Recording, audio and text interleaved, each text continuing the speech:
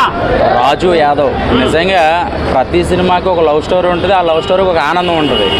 మన రాజు యాదవ్కి మాత్రం విపరీతమైన బాధ ఉంటుంది అన్నమాట. సో నిజంగా కంటెంట్ చాలా ఇంపార్టెంట్ కంటెంట్ అండి. నిజంగా మనకి కమల్ హాసన్ అంటారు కానీ అంతకన్నా ఎక్కువ చూపించారు. ఎందుకంటే యాక్టింగ్లో రకరకాల యాక్టింగ్ చేస్తాడు, చాలా గెటప్ వేసాడు, కానీ ఒక స్మైల్ ఫేస్ పెట్టి ఆ స్మైల్ ఫేస్ని అలాగే కంటిన్యూటీగా సినిమా మొత్తం కూడా చూపించడం అనేది చాలా చాలా చాలా కష్టం అది చెప్పాలంటే.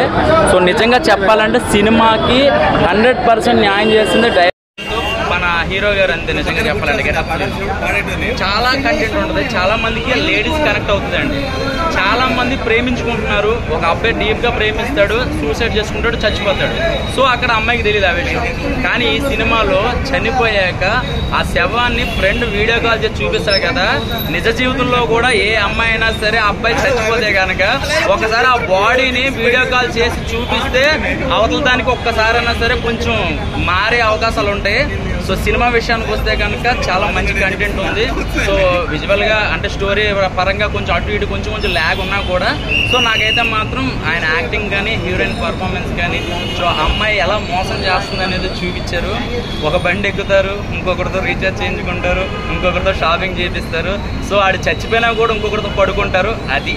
అది చాలా డైరెక్షన్ ఓకే, చాలా బాగుంది అసలు. ఎక్కడ అంటే ఇంకొక 2 కోట్లు ఎక్స్ట్రా పెట్టుంటే సినిమాకి ఇంకా హైప్ వెళ్ళిపోతుంది అనమాట. సో ఈ బడ్జెట్లో ఇలా తీసాడంటే చాలా గ్రేట్ చెప్పాలంటే.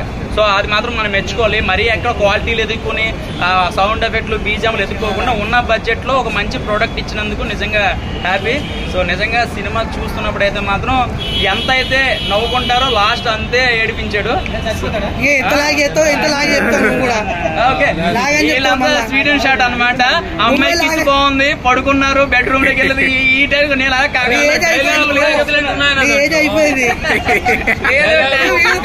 ఆల్రెడీ ట్యాంక్ వచ్చింది.